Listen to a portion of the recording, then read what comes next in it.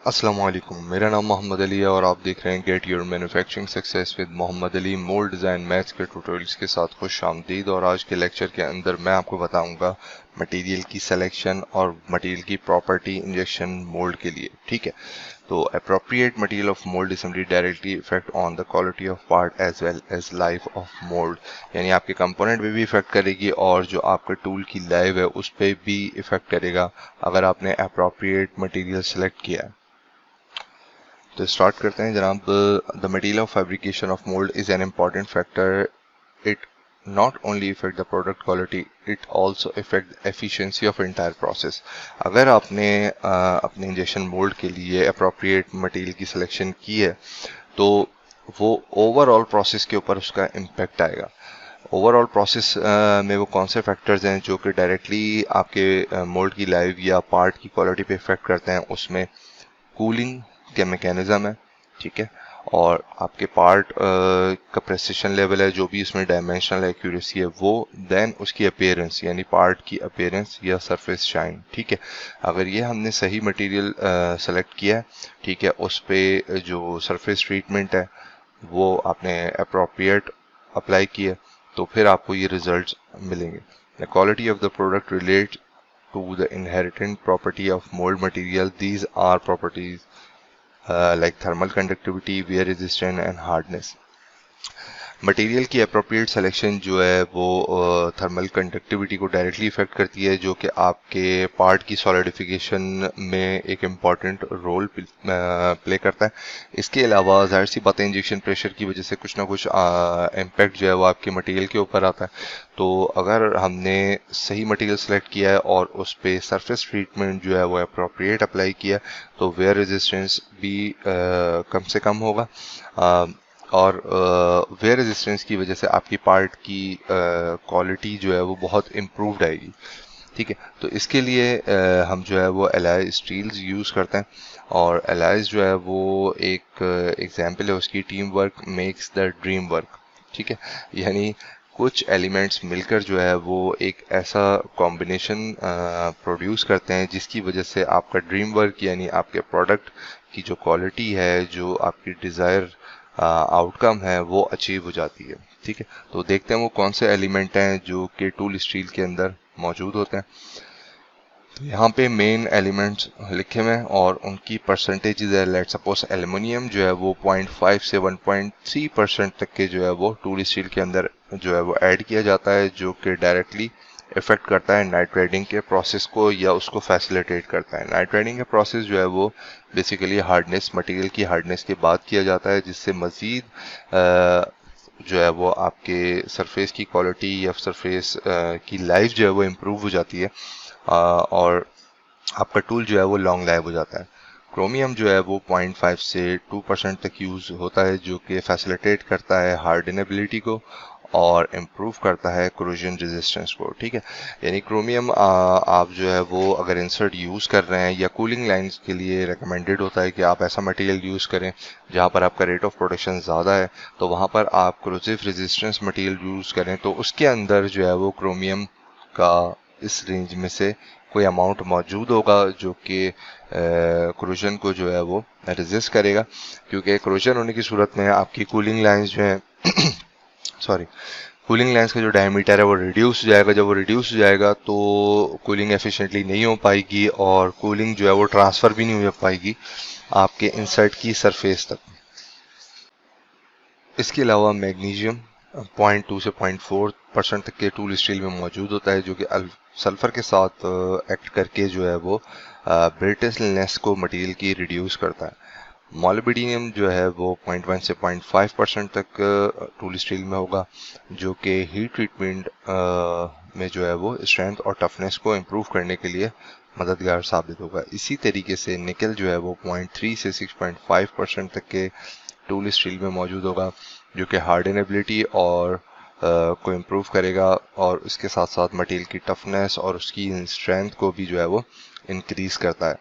Silicon जो है वो 0.2 से 2% की रेंज तक के टूल स्टील में मौजूद होता है, जो कि इंक्रीज करता है हार्डनेबिलिटी और लिमिट करता है ऑक्सीजन को स्टील मेकिंग के दौरान।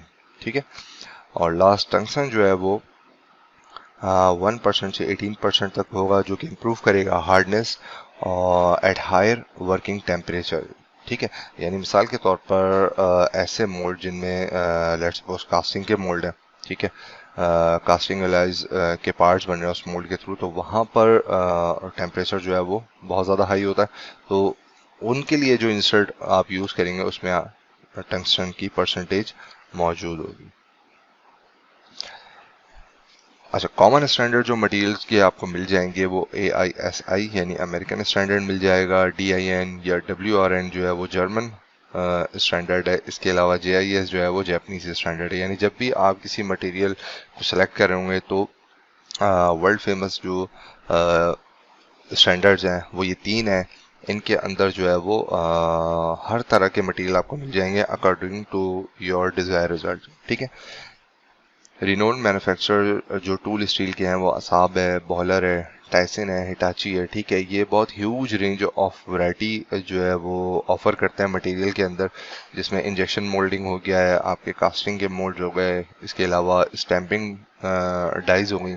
इसके लिए रिकमेंडेड मटेरियल की बहुत बड़ी वैरायटी जो है ये ऑफर करते हैं।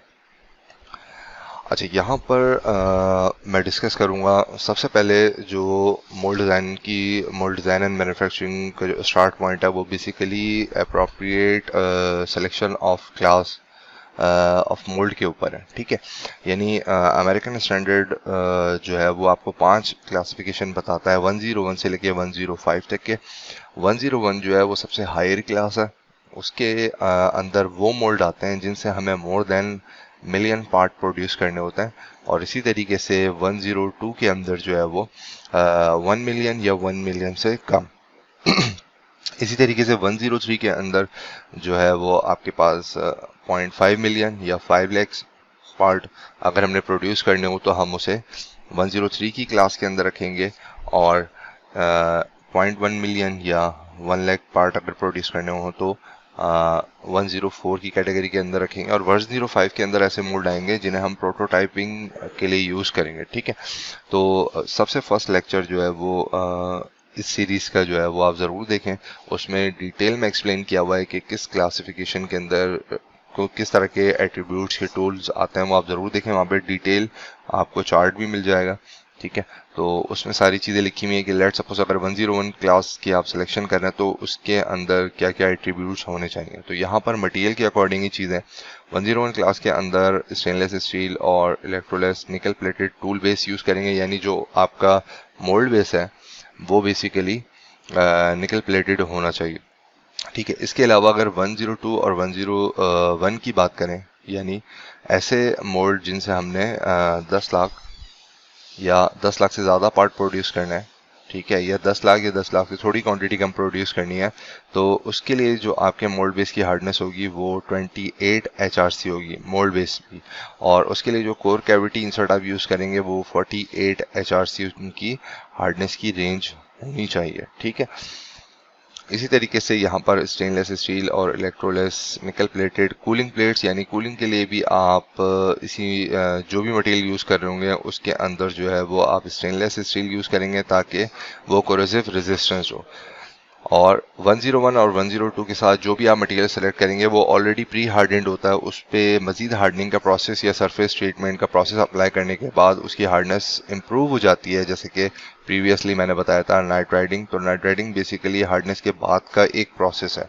ठीक है, और प्री हार्डनेड मटेरियल जो है वो आप 103 104 के अंदर यूज़ कर सकते हैं, जिसके लिए रिकमेंडेशन ये है कि अगर ऐसे कंपोनेंट जिनसे आपने 5 लाख या 1 लाख पार्ट प्रोड्यूस करने यानी 0.5 या 0.1 मिलियन पार्ट प्रोड्यूस करने हैं, तो उसके लिए मोल्ड बेस की हार्डनेस जो है वो 28 HRC नहीं होगी, 18 HRC ही इनफ होगी। ठीक है, और जो 5 लाख या 0.5 मिलियन या 0.1 मिलियन या 1 लाख कंपोनेंट प्रोड्यूस करने वाले मोल्ड के लिए जो आपके इंसर्ट की हार्डनेस होगी रिकमेंडेड वो 28 HRC होगी। ठीक है, तो ये आपने जो है वो माइंड में रखनी है चीज़ें और इस तरीके से कैटेगराइज करना है। फर्स्ट ऑफ ऑल आपने जो है वो क्लासिफिकेशन आइडेंटिफाई करनी है और उसी के अकॉर्डिंग जो चीज़ें रेकमेंड की जा रही हैं वो आपने अपने मोल्ड डिज़ाइन के अंदर और मैन्युफैक्चरिंग के अंदर इनकॉर्पोरेट करनी है।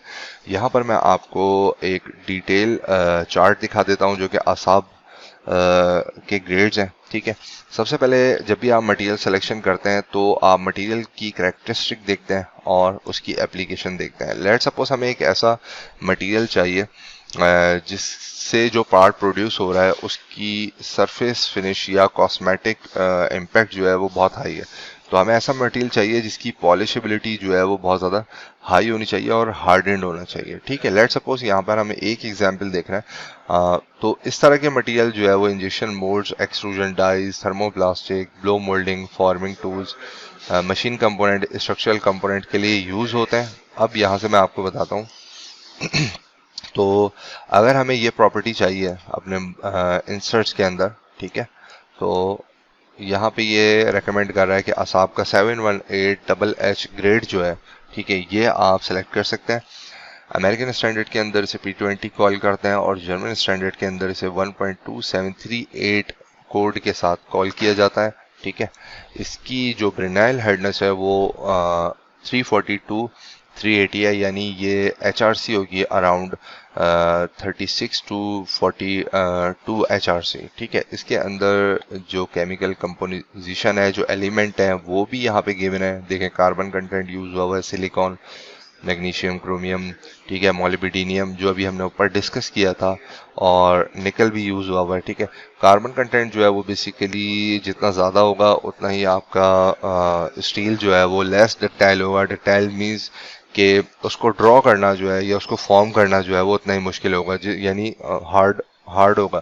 जितना मटेरियल आपका डक्टाइल होगा उतनी ही उसकी हार्डनेस कम होगी और उसे शेप देना आसान होगा। जैसे गोल्ड है, गोल्ड जो है वो क्या कहते हैं, हाई डक्टाइल है, तो उसे शेप देना बहुत आसान होता है। ठीक है, तो इस तरीके से अगर आप इनकी वेबसाइट पे जाके, मैं आपको दिखा देता हूँ, इनकी वेबसाइट पे जाकर अगर आप कैटलॉग्स डाउनलोड करेंगे तो वहाँ पे आपको बहुत डिटेल रेंज ऑफ मटेरियल मिल जाएगा, वैरायटी के साथ, पूरी डिटेल के साथ, करेक्टरिस्टिक और एप्लीकेशन के साथ। तो वहाँ से आप अपनी रिक्वायरमेंट के अकॉर्डिंग जो है वो अप्रोप्रिएट मटेरियल सेलेक्ट कर सकते हैं। ठीक है, तो इस वीडियो को यहीं तक रखते हैं। नेक्स्ट वीडियो में इंशाल्लाह आपसे मुलाकात होगी। अपना बहुत ज़्यादा ख्याल रखिए और कनेक्ट रहिए मेरे साथ। अस्सलाम वालेकुम।